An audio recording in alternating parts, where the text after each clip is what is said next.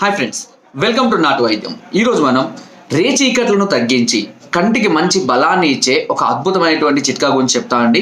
ఈ చిట్కా చాలా మంది నన్ను అడుగుతూ ఉన్నారు. ఎందుకంటే కొంత వయసు దాటిన తర్వాత, సుమారు 40 సంవత్సరాల వయసు దాటిన తర్వాత చాలా మందిలో కూడా కంటి యొక్క ప్రభావం అనేది తగ్గిపోతుంది. దీనివల్ల సరిగ్గా అంటే దగ్గరికి చూడలేకపోవడము, లేదా దూరమైన చూడలేకపోవడం, ముఖ్యంగా పిల్లలో కూడా చిన్న చిన్న పిల్లలలో కూడా కలదలు రావడము, లేదా మస్కలుగా కనబడము, రేచీకట్లు మా చాలా మంది కూడా నైట్ బ్లైండ్నెస్ అనేది చాలా మంది ఫేస్ చేసినటువంటి సమస్య. కొంచెం సాయంత్రం లాగా కనుమరులాగా అయింది అని అంటే వాళ్ళకి పూర్తిగా ఏది కనబడకుండా ఓన్లీ లైట్లు వేస్తేనే కనబడితే, కొంతమంది లైట్లు వేసినా కూడా కనబడదు. దీన్ని రేచీకట్లు అంటుంటారు. ఇదైతే అందరికీ తెలిసిందే. ఇలాంటి సమస్యలతో బాధపడేవారికి అవిసె చెట్టు చాలా అద్భుతంగా ఉపయోగపడుతుందండి.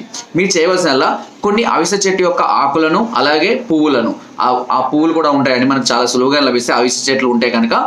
ఒకవేళ పూలు మీకు దొరకలేదు అని అనుకోండి, అవిసె చెట్టు యొక్క ఆకులను కొన్నింటిని తీసుకొని వచ్చి బాగా మెత్తగా దంచి దానిలో రసాన్ని, ఒక చెంచా రసం తీయండి. ఒకటే చెంచాడు రసాన్ని తీసి అందులో ఒక అర చెంచాడు తేనె కలిపి ప్రతిరోజు ఉదయం పూట పరిగడపనే తీసుకుంటూ ఉండండి.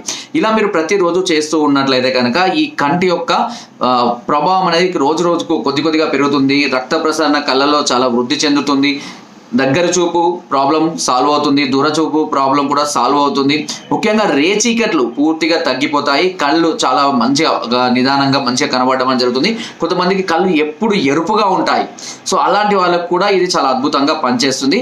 అవిసె గింజలు కానివ్వండి, తరచుగా తీసుకున్నా మంచిదే. అవిసె ఆకుల రసం, ఇవన్నీ కూడా అవిసె చెట్టు అనేది ఓవరాల్గా కంటి చూపు మెరుగుపడడానికి చాలా అద్భుతంగా ఉపయోగపడుతుంది. ఒకవేళ సార్ మాకు చెట్లు అందుబాటులో దొరకడం లేదు సార్ అంటే అవిసె గింజలను కూడా ఉపయోగించుకోవచ్చు. అవిసె గింజల చారు తాగుతూ ఉండండి, కంటికి మంచిది. అవిసె గింజల్ని నానబెట్టుకొని తినండి, అది కూడా మంచిదే. అవిసె గింజల్ని నీళ్ళలో వేసి దంచి రసం తీసి కూడా ఒక 30 ml చొప్పున తాగండి, మంచిది. అవిసె గింజలు అయితే మనకి చాలా చులువుగా లభిస్తాయి కాబట్టి అలా అయినా ఉపయోగించుకోండి, ఓకేనా? సో ఇంకా ఏదైనా మీ సమస్యలతో బాధపడుతున్నట్లయితే, ఏదైనా చిట్కాలు కావాలంటే కింద కామెంట్ ద్వారా తెలియజేయండి. తప్పకుండా అవి కూడా ప్రొడ్యూస్ చేయడానికి అంటే తీయడానికి పంపిస్తూ ఉంటాను. అండ్ నా వీడియోస్ తప్పకుండా లైక్ చేయండి, షేర్ చేయండి అండ్ సబ్స్క్రైబ్ చేయడం మాత్రం అస్సలు మర్చిపోకండి. Thank you.